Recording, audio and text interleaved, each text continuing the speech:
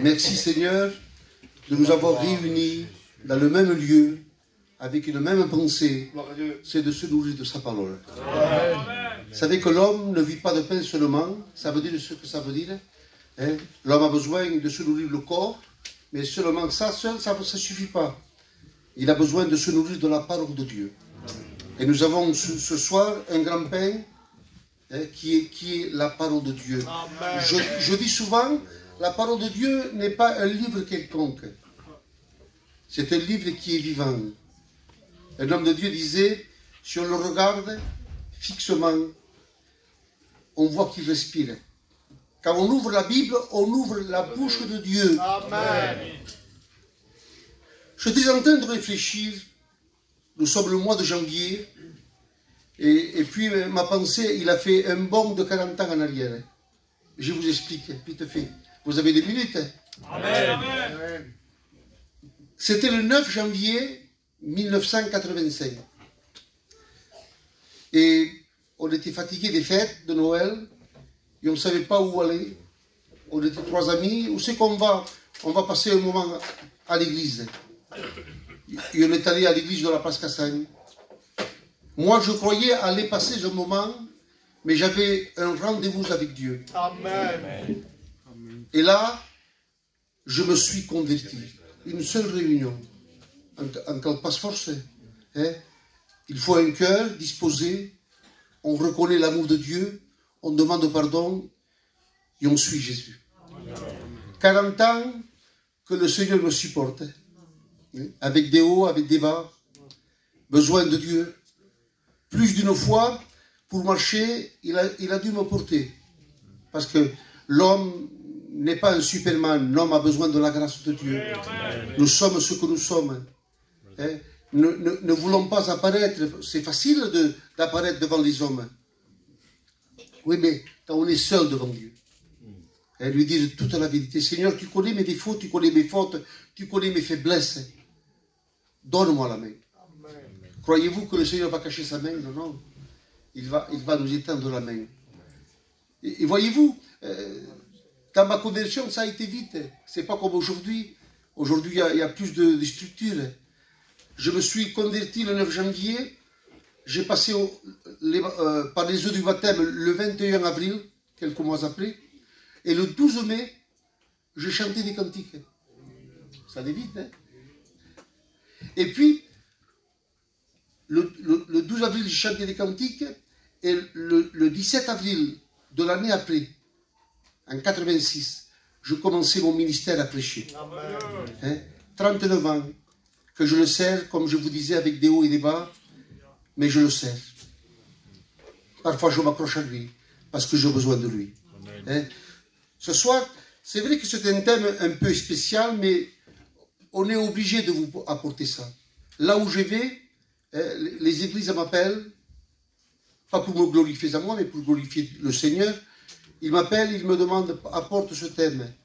Parce que nous y sommes, nous sommes à la fin. Nous sommes à la fin.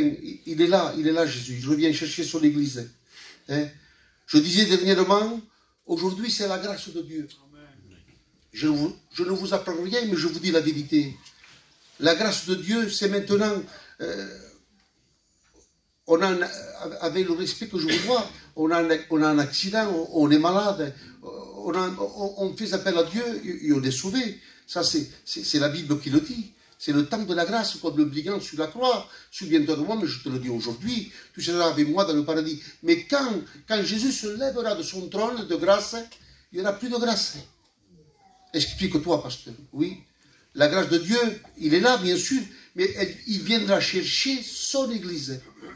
Ceux qui ont fait la paix avec Jésus, qui l'ont accepté et qui ont suivi le chemin de Dieu.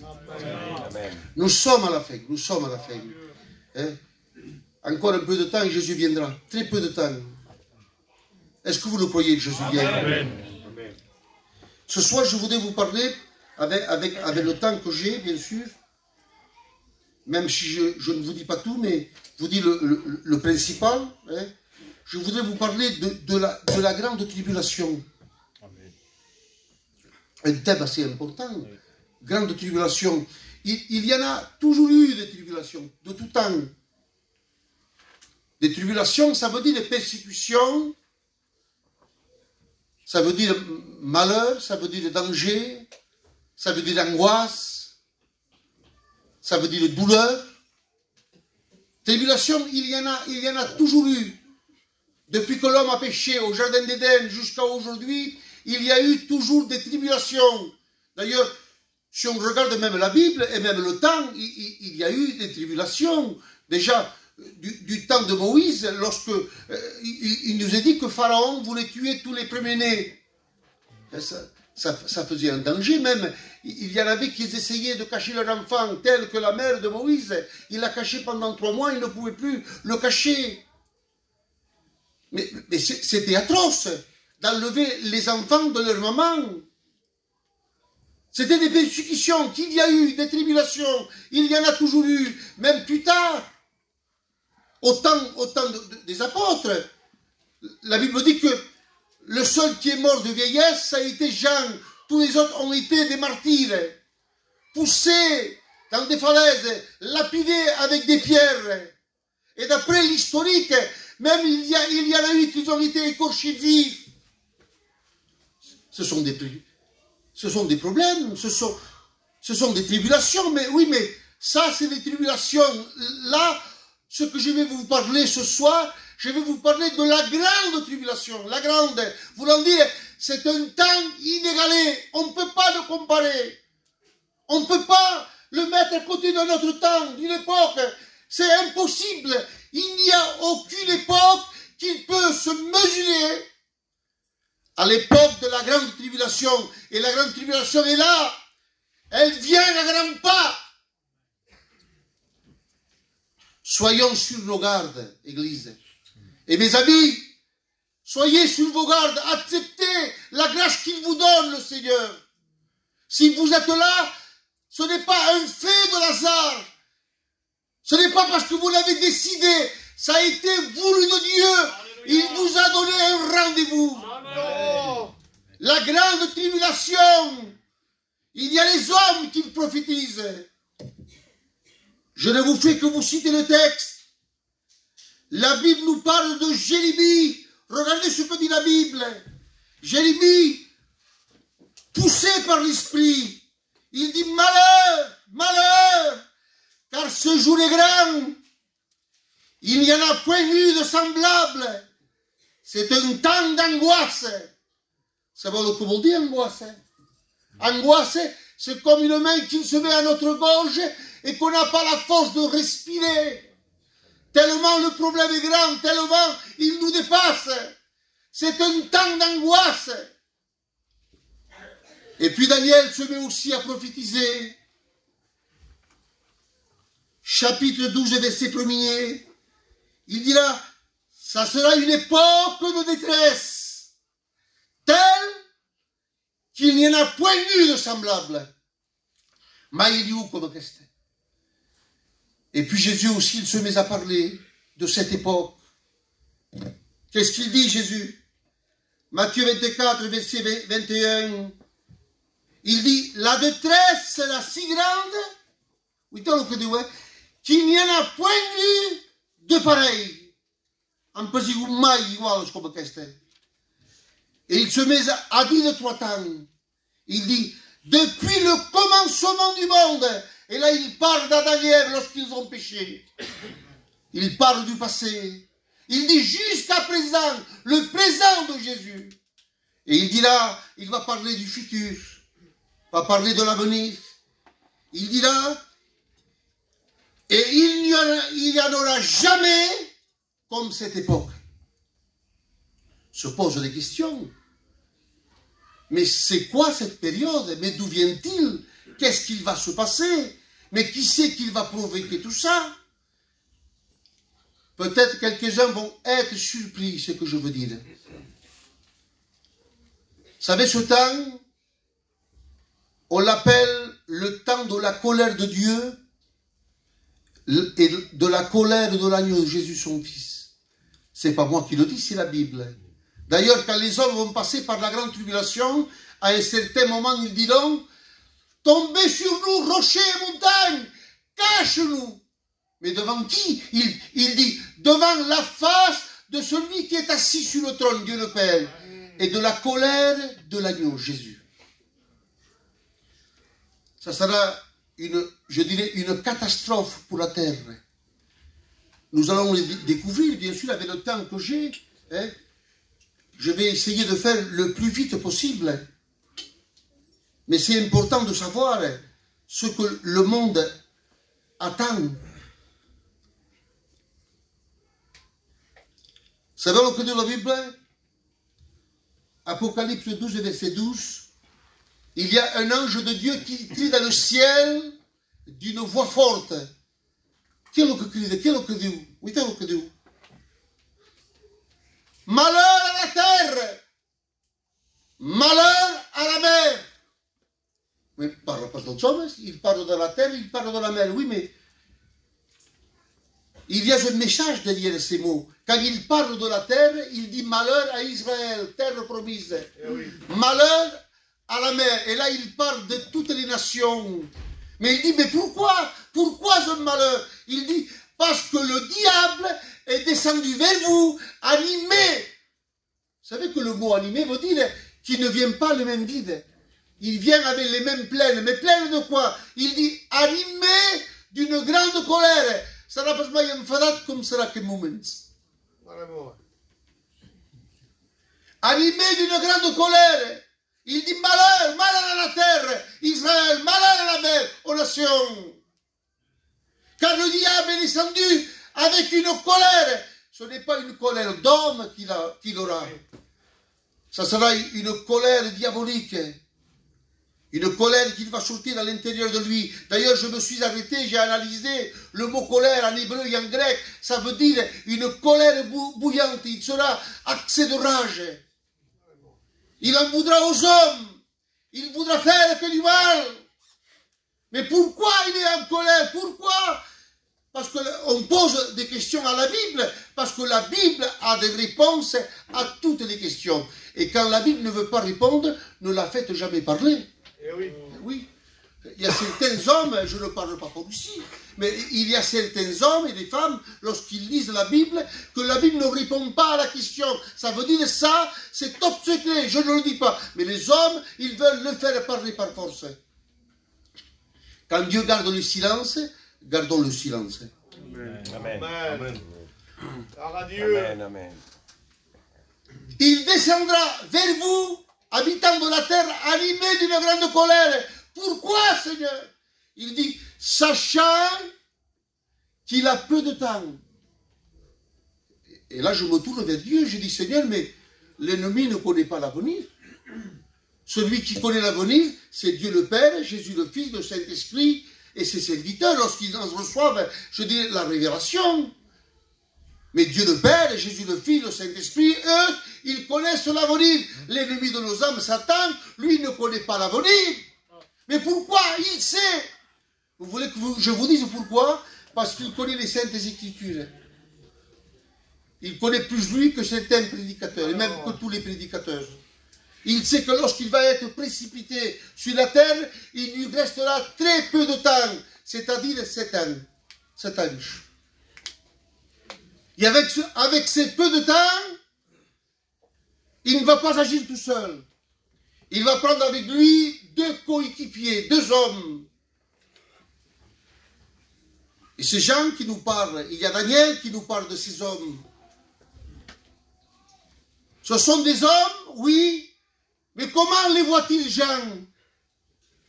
Comment nous les dépeint-il Jean? Il dit, ce sont des bêtes, ce sont des animaux. Mais pourquoi des hommes, tu vas les appeler animaux? Parce que le caractère de l'homme ne suffit pas pour démontrer la méchanceté de ces hommes. Ça seront 2 alliés de l'ennemi de nos âmes. L'un, c'est l'antichrist. Il est appelé l'antichrist, qui veut dire contre Christ, et il est appelé l'anté, avant. Mais il n'est pas avant Christ, oui, il est avant Christ. Il est avant le règne millénaire. Vous savez qu'il va y avoir 1000 ans de paix. Là, les chrétiens, ils sont un peu initiés. Et l'antichrist va jouer le rôle de Jésus. Et l'autre, c'est le faux prophète. Il est comme un agneau, mais il parle comme un dragon. Il va se trahir. C'est lui, le faux prophète, qui va obliger les hommes de la terre à adorer la bête. L'Antichrist, Jean nous le montre, il dit, il sort de la mer, elle sort des nations. Mais je précise une chose, il aura des racines juives. Et je vous dirai pourquoi après. Il viendra des nations, mais en lui, il y aura des racines juives. Soit le papa ou la maman seront des juifs.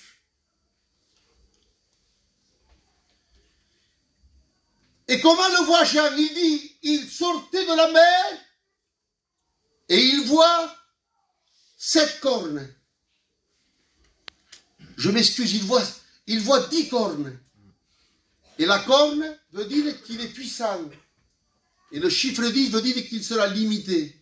Il sera puissant, mais il aura une puissance limitée. Celui qui est illimité s'appelle Jésus. Amen.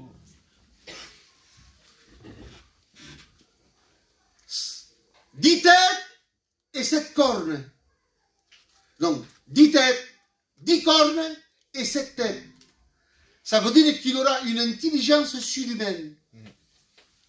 Les hommes vont rester stupéfiés de cet homme. Un homme qui va régler toutes les situations. Il mettra la paix là où il y a la guerre. Il mettra l'abondance là où il y a la famine. Il mettra la paix là où il y a les conflits. Quel homme! À tel point que la Bible dit que les hommes vont dire, mais qui est pareil à la bête? Qui? Personne n'est comme elle. Personne ne peut combattre contre elle. Et oui, parce que la Bible dit que cet homme recevra de l'ennemi de nos âmes la puissance, le trône et une grande autorité. Il va séduire des hommes. Il va les séduire, tellement il va les séduire que Israël va se laisser prendre au piège. Vous me direz, mais Israël, c'est le peuple de Dieu. Oui, mais même en étant le peuple de Dieu, ils vont faire cette gaffe. Parce que la Bible dit, vous le lisez avec nous, dans l'Apocalypse chapitre 6, il vient sur un cheval blanc. Il veut imiter Jésus. Il veut l'imiter.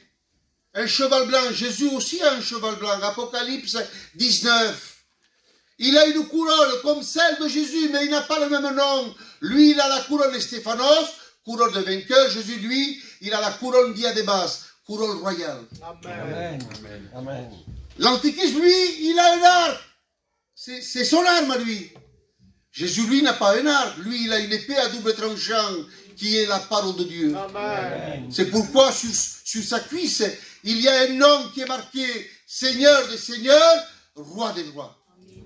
Mais quand Israël voit l'homme qu'il est, l'homme auquel il arrange tous les problèmes, puissance politique, puissance religieuse, puissance économique, ils croient que c'est Jésus, le Messie. Et ils font un pacte avec lui pour 7 ans.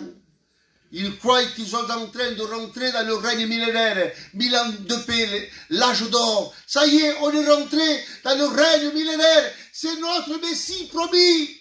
Ils croient. Mais Jean va plus loin. Il voit les têtes, il voit les cornes.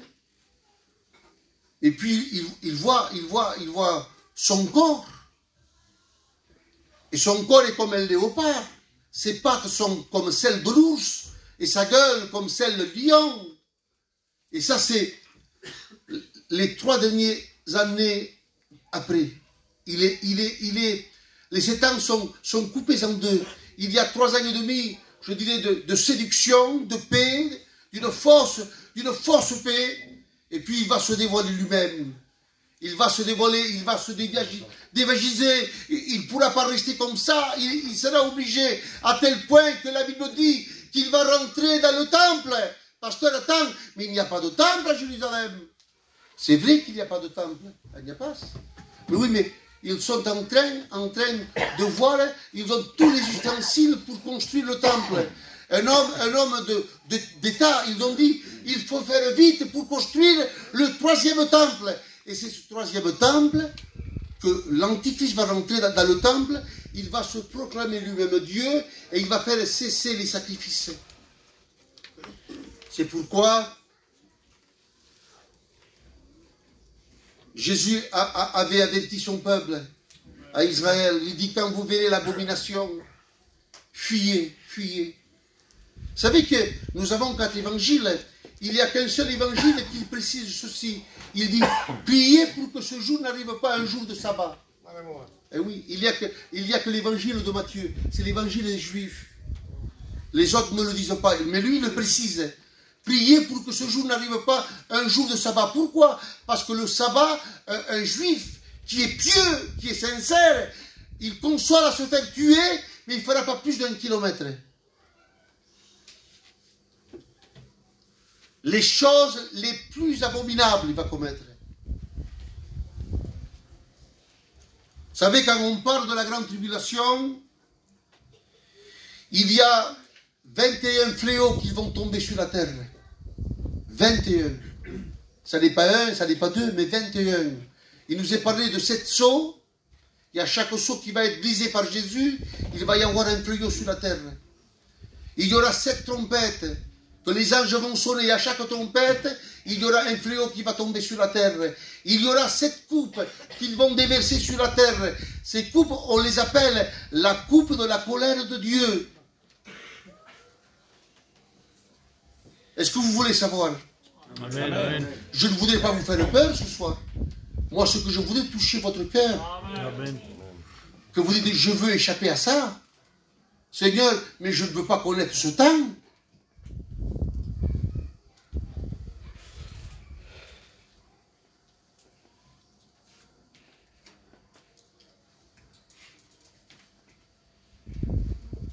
Tellement de pages, tellement de notes.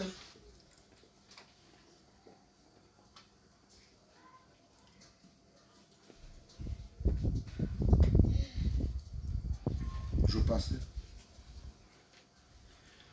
7 sceaux, chaque sceau, un jugement qui tombe sur la terre.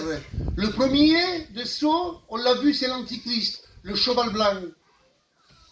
Jésus va le rompre et le cheval blanc va venir séduire les 4 coins de la terre. Le deuxième, c'est le cheval roux, c'est la guerre.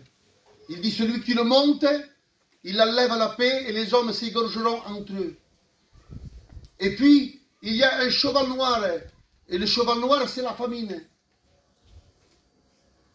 Les hommes mangeront, dit la Bible, mais ils ne mangeront pas à sa faim. Tellement ils seront maigres, la Bible dit, qu'ils ne se reconnaîtront pas dans la rue. Ils auront la peau collée aux os, ils seront pris de fièvre. Parce que la famine aura fait rage. Ce que j'ai oublié de vous dire, que c'est important, ça concorde avec ça, c'est que le faux prophète voudra faire remarquer du chiffre de la bête, 666, le fameux chiffre, à la main droite et sur le front. Qu'est-ce que ça veut dire? La main droite, c'est l'activité de l'homme, de la femme. Le front, c'est la pensée de l'homme. Cela veut dire qu'il contrôlera l'action de l'homme et il contrôlera la pensée de l'homme. Et quiconque n'aura pas la marque de la bête ne pourra ni vendre ni acheter. On aura beau aller au boulanger, acheter du pain, si on n'a pas la marque de la bête, on ne pourra pas acheter. Ça ne marchera plus avec de l'argent, ça sera avec la marque de la bête. On voudra aller à la banque, retirer un peu de l'argent, on voudra mettre la carte, ça ne marchera plus. Il faudra la marque de la bête. On ne pourra ni vendre ni acheter. Et ceux qui pourront vendre et acheter, ils mangeront de temps en temps. Ils ne mangeront pas à sa faim. Mettez-vous à la place de ceux qui ne voudront pas la marque de la bête. La Bible dit, celui qui est sur le cheval noir, il dit, un denier pour un ouvrier. Voulant dire, il faudra qu'il travaille du matin au soir pour faire un seul repas. Que de face, qu'il n'y ait personne, mais surtout qu'il n'y ait pas de gitans. Parce que nous, on est des grands mangeurs, les enfants ne comprendront pas. Pas, on ne tire pas. On tire la carne. Les enfants sont comme ça, ils ne comprennent pas. On aura beau à leur expliquer, les laisser mourir de faim, mais c'est impensable. Et puis, je ne rentre pas dans tous les détails, mais il y aura un quatrième cheval qui les parle. C'est celui qui le monte, c'est la mort. C'est celui qui donne la mort au corps. Il est suivi du séjour de mort, celui qui prend l'esprit et l'âme. Des jours catastrophiques, des guerres, des famines. Vous savez que cet homme, ça sera un homme sans remords, sans peine, sans sentiment. Il sera pris entre les mains de l'ennemi de nos âmes. Il fera des catastrophes. Un homme avait dit, et je le dis parce que ça concorde, Israël à côté de lui, c'était un petit enfant. Et pourtant Israël, il en a fait. Il prenait des gens, il les mettait dans des fours crématoires, il les mettait dans des chambres à gaz. Rentrer, c'est les douches, avec le respect que je dois aux sœurs, c'est les douches. Et lorsqu'il rentrait, il fermait la clé, il y avait du gaz. Il séparait les femmes avec les enfants. Mais à côté de lui, ça sera un petit enfant. Un homme de Dieu, et vous le connaissez tous, c'est le pasteur de Bretagne, Estime de Bretagne. Je l'ai entendu et je l'ai noté, bien sûr, parce qu'il dit des choses confirmatives à la parole de Dieu. Il disait, ils sont en train de préparer des écoles, exprès, des maisons, que lorsque on verra que le papa ou la maman parle de Dieu aux enfants, il les séparera. Séparer des enfants. C'est insupportable. Si ou non? Je ne vous fais pas peur, mais je vous dis la vérité. Amen. Amen. Pas si. Je voudrais vous parler un peu aussi des trompettes. Chaque trompette, il y a un fléau. Il dit, une trompette sonne, il y a de la grêle et du feu mêlé à du sang. Et ils furent jetés sur la terre, brûlant le tiers de la terre, des arbres et des herbes vertes. Plus de vie. Une grande étoile, la Bible dit, qui s'appelle Absinthe, elle tombe sur les eaux, elle va polluer les eaux. Les eaux vont devenir la mer.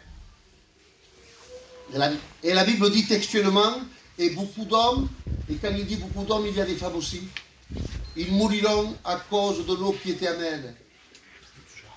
Qu'est-ce qu'il y aura encore?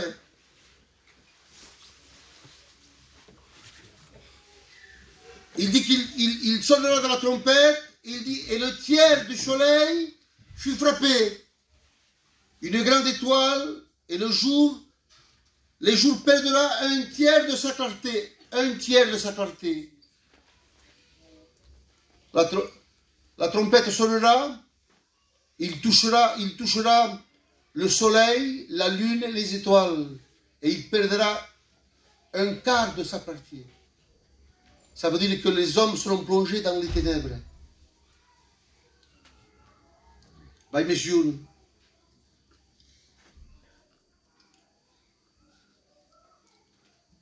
Je vais plus loin, je touche les coupes. Vous me suivez, c'est bon? Ouais. Si je vous fatigue, vous levez la main, je dis souvent, et moi j'arrête. Uitalo que dit la Bible. Une coupe sera versée, coupe de la colère de Dieu sera versée, et lorsqu'il touchera les hommes, ils seront frappés d'ulcères malins, tellement ils souffriront qu'ils se mordront la langue de douleur, et ils maudiront Dieu. Ça, ce sont des hommes qui ne voudront pas la marque de la bête. Parce qu'il y aura des hommes qui résisteront. Quiconque ne voudra pas la marque de la bête, ils seront décapités. Il y aura des hommes capables de résister même jusqu'à la mort, donnant leur vie à Dieu. Mais aujourd'hui, c'est plus facile. Il n'y a pas à se faire couper la tête. Il n'y a que dire, Seigneur, rentre dans ma vie.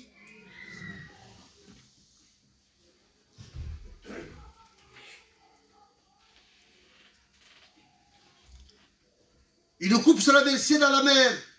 Après les tempêtes, maintenant c'est les coupes. Elle deviendra du sang. Et tout ce qu'il y a dans la mer, il mourra. Plus de poissons, plus de nourriture.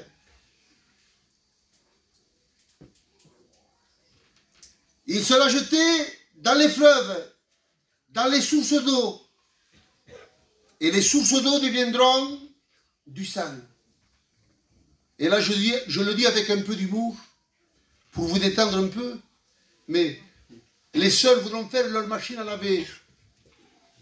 Ils l'humeront, ils mettront leur linge, et quand il allumeront, il n'y aura pas de l'eau, il y aura du sang. Ils voudront faire la marmite. Ils mettront la marmite en dessous le robinet, ils ouvriront du sang. Plus d'eau. Et puis, dernièrement, il y en aura une qui sera, la trompette sonnera, il dit qu'il tombera dans l'air, il y aura des éclairs, des tonnerres et un grand tremblement de terre. Pasteur, des tremblements de terre, on en a entendu, on en a vu à la télévision, je m'excuse s'il y a du deuil, on sait qu'il y a eu, qu'est-ce qui va se passer? Des tremblements de terre, il y en a eu, il y en aura. Oui, mais regardez ce que dit la Bible, il dit ceci. Un grand tremblement de terre, jamais comme celui-ci depuis que l'homme est sur la terre. Un grand tremblement de terre, mais que c'est senti, qu'on a écouté. Et puis la Bible dit que des grêlons vont tomber du ciel, des grêlons, mais de la grêle on en a vu. Oui, mais pas des grêlons comme celui-ci. Vous savez quel poids ils feront, les grêlons, qui vont tomber du ciel? Ils vont faire un talent, qui veut dire 49 kilos, 200 grammes, 50 kilos. On aura beau à se cacher dans les maisons, on aura beau à se cacher dans les voitures, ça va traverser, ça va faire que... Je vous laisse penser ce qui va arriver. Des grêlons du ciel vont tomber. Et savez-vous que des hommes, des astronautes, des hommes qui regardent, qui étudient le ciel, ils se sont un peu effrayés, étonnés. Ils disent, on a vu dans un coin du ciel un grand masse de neige et de grêle. Mais c'est des gens qui ne sont pas convertis. Mais ils étaient en train de confirmer la parole de Dieu. Comment? Oui, regardez. Vous voulez que je vous le lise vite fait? 2 minutes. Ça va vite.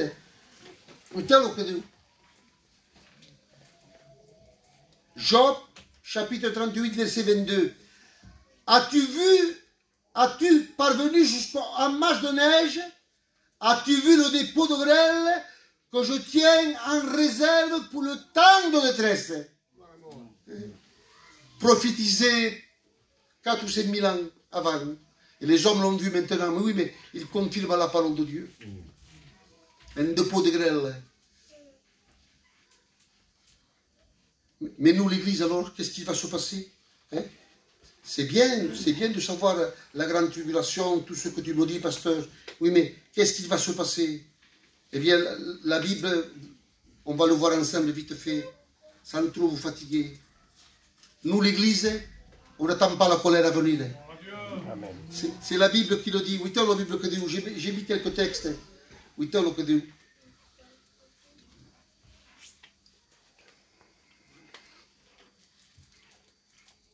Il dit, je te garderai, Apocalypse, je te garderai, s'adresse à une église, de cette église, je te garderai à l'heure de la tentation qui doit venir sur la terre. Oui, mais garder, ça veut dire que moi, je passerai. Garder, bon, tu me garderas, mais je passe. Mais c'est pas ça le texte. Le texte littéral dit, je te garderai hors de l'air. Voulant dire, je t'enlèverai. Là, il parle de l'enlèvement de l'église. Tu ne connaîtras pas parce que je t'enlèverai. Parce que la Bible dit ceci, car Dieu ne nous a pas destinés à la colère à venir. 1 Thessaloniciens, chapitre 5, verset 9. Que dit-vous encore? Mais nous, l'église, nous attendons des cieux par la colère. Nous attendons Jésus qui nous délivrera de la colère à venir. Amen. Que des beaux textes. C'est merveilleux.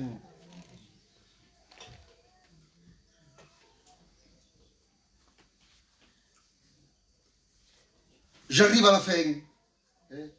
Me donnez encore 6 minutes, parce que c'est important ce que je vais vous dire. Vous savez que normalement, et encore plus fort que normalement, bibliquement, l'Église, elle devait passer à la grande tribulation. Vous me direz, mais comment? Je vous cite ce que dit la Bible. Si on regarde Ésaïe 61, où est le que dit Ésaïe 61? L'Esprit du Seigneur est sur moi, parce qu'il m'a oint pour annoncer de bonnes nouvelles aux pauvres, vous le savez. Et puis à la fin, il dit, et un jour de vengeance de notre Dieu. Il parle de la vengeance de Dieu. Ça, c'est l'Ancien Testament. Par contre, si on lit l'évangile de Luc, le même texte, chapitre 4, verset 18, regardez ce qu'il dit. L'Esprit du Seigneur est sur moi parce qu'il m'a oint pour annoncer de bonnes nouvelles aux pauvres. Et quand il arrive à la fin, pour envoyer libre les opprimés, pour publier une année de grâce du Seigneur. Et ensuite, il roule le livre. Il n'y a pas le jour de vengeance. Mais qu'est-ce qui s'est passé? Eh bien, quand Jésus était à la croix de Golgotha, ça c'est moi qui le dis, mais ça confirme la pensée de la parole de Dieu. Quand il était à la croix de Golgotha, il a mis le doigt à l'horloge de Dieu. Parce qu'il savait qu'après sa mort, il y avait la grande tribulation. Il a mis le doigt, tant que l'Église n'était pas là, tant que l'Église était là, il n'y aurait pas de grande tribulation. Jésus l'a empêché. Mais lorsqu'il sera à la croix, lorsqu'il payera, lorsqu'il viendra chercher son Église, alors il enlèvera le doigt de l'horloge de Dieu et la prophétie va reprendre son cours. C'est pourquoi on rentrera dans la dernière semaine de Daniel. Soit Dieu. 6 minutes de baisse. Je vous parle de la prophétie de Daniel vite fait. Daniel, il est captif en Babylone. Ça a été prophétisé par le prophète Jérémie qu'il y aurait 70 ans de captivité. Et Daniel faisait partie des captifs. Et lorsqu'il voit que la prophétie arrive à son terme, il se met à demander à Dieu. Il dit, Dieu, je te place ton peuple, qu'est-ce qu'il va en devenir de nous? Et la Bible dit qu'un ange va venir vers lui d'un vol rapide. Eh oui, quand on fait appel avec Dieu d'un cœur sincère, il y a réponse de Dieu d'un vol rapide. Amen. Il dit, Daniel, tu as été entendu de Dieu. Et Dieu m'a dit de te dire qu'il a fixé 70 semaines. Mais ce n'était pas des semaines de jours, c'était des semaines d'années. Il dit, il y aura 7 semaines pour reconstruire Jérusalem, 49 ans. Et au bout de ces 7 semaines d'années, 49 ans, la ville a été reconstruite. Et puis il dit, et puis il y aura 60 semaines de plus, 62 semaines de plus, qui faisaient 69. Il dit, il y aura un chef, c'est-à-dire Jésus, et il va être mis à mort. Et ça, on l'a vu, puisque on a la Bible. Jésus est venu, on l'a mis à mort, c'est vrai qu'il est ressuscité, mais on l'a mis à mort. Et puis, il y a la dernière semaine. Mais la dernière semaine, Jésus a mis le doigt. Il dit, la grande tribulation, ce n'est pas pour l'Église. Elle sort du temps, l'Église. Elle ne suit pas le temps des habitants de la terre. Nous sommes des privilégiés. Nous avons été rachetés par le sang de l'agneau. Et je voudrais vous dire ce soir, je ne sais pas de quelle manière vous le dire, je dis Seigneur, comment le dire, pour qu'ils comprennent. Parfois, j'aurais envie de vous le dire en pleurant. Échappons-nous. Comment échapperons-nous tout ceci en négligeant un si grand salut? Ne pas nous contenter de venir à l'église quelques réunions, ça fait partie de la vie chrétienne. Oui, mais il faut un plus. Il faut une vie en règle avec Dieu. Il faut que notre cœur soit pur. Il ne faut pas que notre cœur nous condamne. Comment négligeons? Comment être sauvé si on néglige un si grand salut?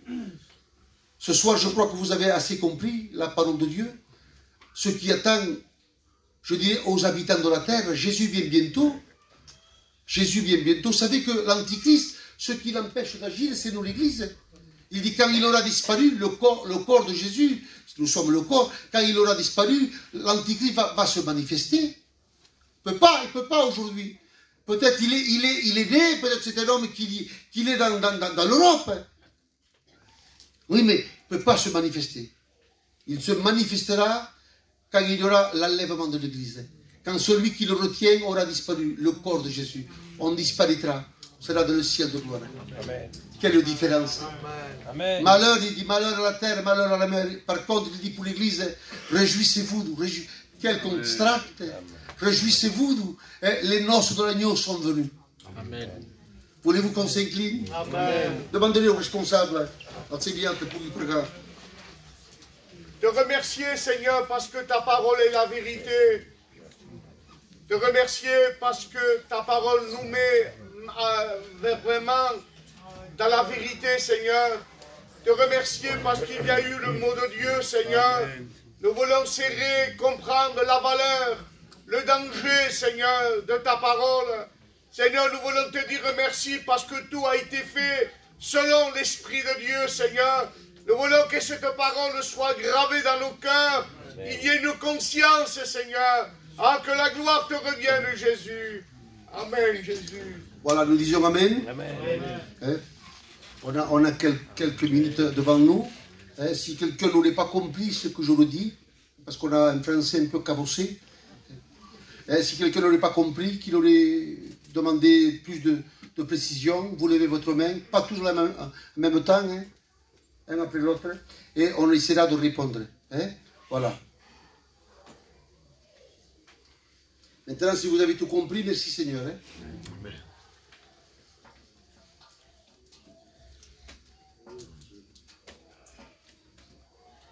Dans toute la liberté, les sœurs, hein, les frères, on est tous ensemble. On est ensemble, hein? On est dans la maison de Dieu, nous sommes tous frères et sœurs en Christ. Hein? Vas-y. C'est des questions qu'on se pose, que vous avez force. Est-ce qu'un couple qui se passe chrétien, la soucriture, quand Jésus vient, est-ce que Jésus l'a fait? Normalement, non. C'est une question que je l'ai entendue des dizaines et des dizaines de fois. C'est normal. Surtout nous, les gitans, hein. Pas plus que les autres, mais on aime nos enfants. Si l'un des deux est converti, le papa ou la maman, s'il est converti, les enfants partent avec Jésus à l'enlèvement de l'Église. Par contre, si le papa et la maman ne sont pas convertis, ils restent sur terre et ils traversent la grande tribulation. Ce sont des enfants. Ça dépend de l'âge qu'ils auront. Même s'ils passent par la mort, de n'importe où, ils seront sauvés. Mais par contre, s'ils ont un certain âge, qu'ils ont 8, 9 ans, 10 ans, au bout de 7 ans, ils auront 15, 16 et 17 ans. Ce sont des hommes. L'âge, oui. c'est un méthode de conscience. Voilà, l'âge de raisonnement. Hein. C'est l'âge de raisonnement. Parce que vous prenez un enfant de la montagne, peut-être 13 ans, 14, les nôtres Perpignan, ce sont des hommes. Hein. Sans parler d'ici, mais je parle de Perpignan. On le voit fumer partout, ils font n'importe quoi.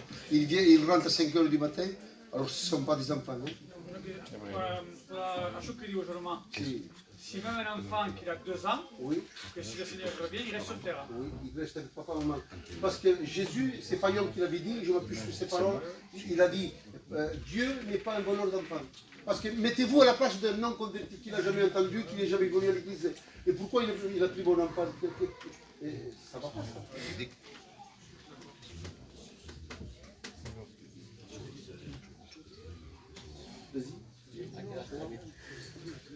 Allez les sœurs, allez les frères, posez des questions. Oui. Les personnes qui ne appartenaient pas à Dieu à l'époque. Oui. Ils sont perdus. Ça, c'est Dieu qui le sait. Je ne peux pas mettre la place de Dieu. Pourquoi au dernier instant, pas crier à Dieu? C'est simplement un cri à Dieu, ça y est. La pensée à Dieu, ça y est. Ils sont sauvés. Hein. Ça, c'est Dieu qui commande. On verra des gens dans le ciel, on dira, mais lui aussi il est sauvé. Oui, lui aussi. Eh oui. Ça vient à Dieu. Moi, je n'ai pas à dire. Hein. Parce que toute personne, oui. Si on est inconverti dans le couple, les enfants, Ils sont sauvés. Eh oui. Voilà. Là, même là, Si, c'est pas la raison. Dans l'âge de raison, oui.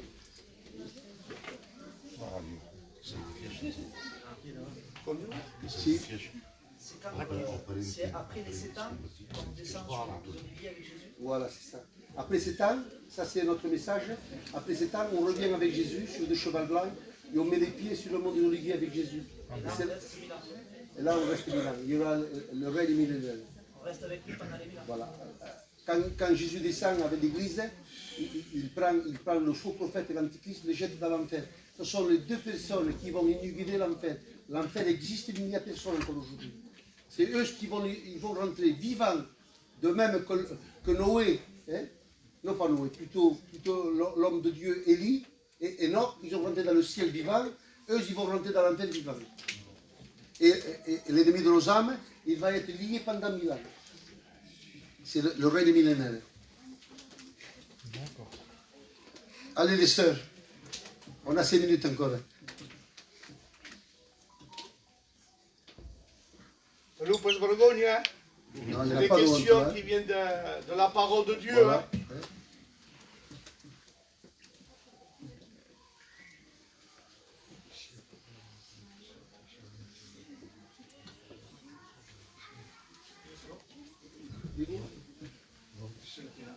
No, dico che se il padre e la madre sono battezzati, che non è di 20 anni. Ah, è un uomo,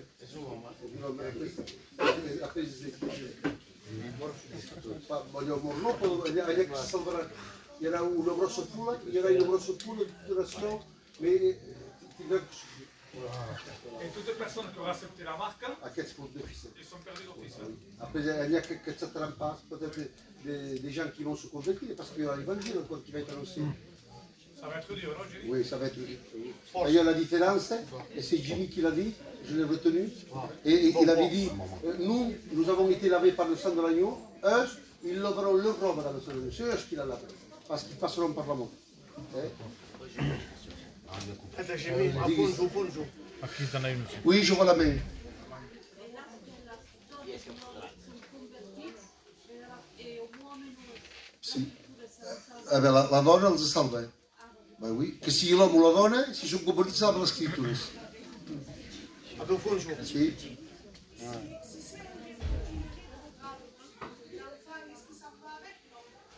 J'ai pas bien Une rétrograde. Si. Il ne suit plus le Seigneur. Oui. Ah. Eh non. Eh oui, s'il est l'enfant, oui. Ah oui, bien sûr. Dans la Bible. À qui? Et là, pour pousser la pousse. Mais si on ne va pas la pousser, c'est comme le vaccin, on a été obligé de le faire. Si, mais ça, c'est pas pareil, ça. Et ça, c'est déjà programmé esprit pour que quand on demandera le chiffre de la bête, on verra quelque chose de banal. Bon, on l'a déjà fait. Ça rentre dans le système déjà. Mais ce n'est pas la marque de la bête, ça. Là, ça sera différent. Il nous prépare en fait, d'accord. Et comme tu as... Ça parle de mettre une puce pour payer, ça parle déjà. Oui, ça parle. Mais c'est pas ça encore. Il n'y a pas marqué 660. Non, c'est pas ça encore. D'accord. Celle que tu dis, c'est un peu tout. Ça sera la première avant l'après. C'est marqué tout. Allez, les sœurs.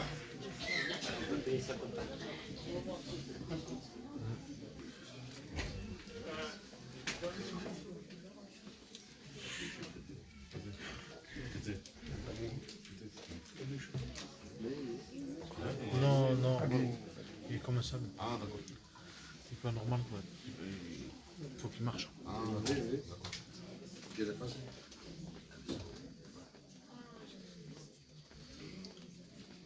Allora, che manca la mangiata.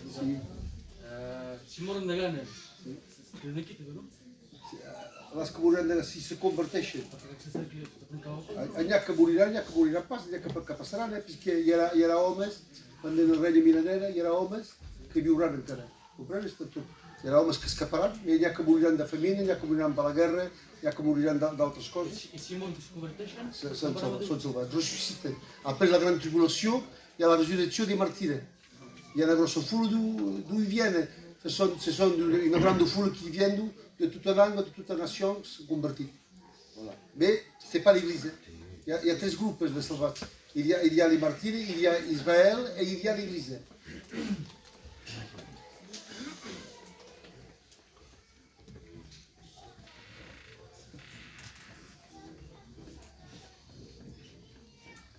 C'est bon? les rachetés, Si. qui ont trempé le robe dans le sang de l'agneau. Això són les martires. Això és els martires? Sí, sí. Eh? Tenen tres noms diferents. Ouais. Il y a les appelés, il y a les fidèles, il y a les élus.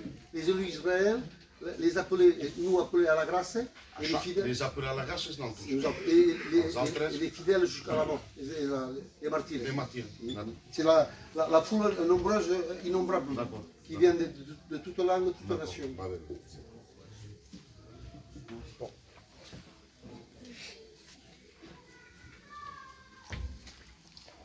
Vous savez que nous sommes les privilégiés, nous, l'Église. Hein?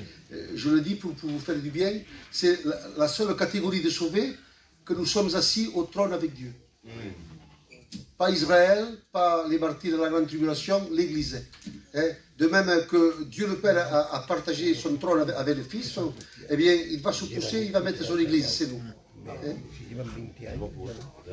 Gloire à Dieu. C'est bon? Je laisse la place à votre responsable.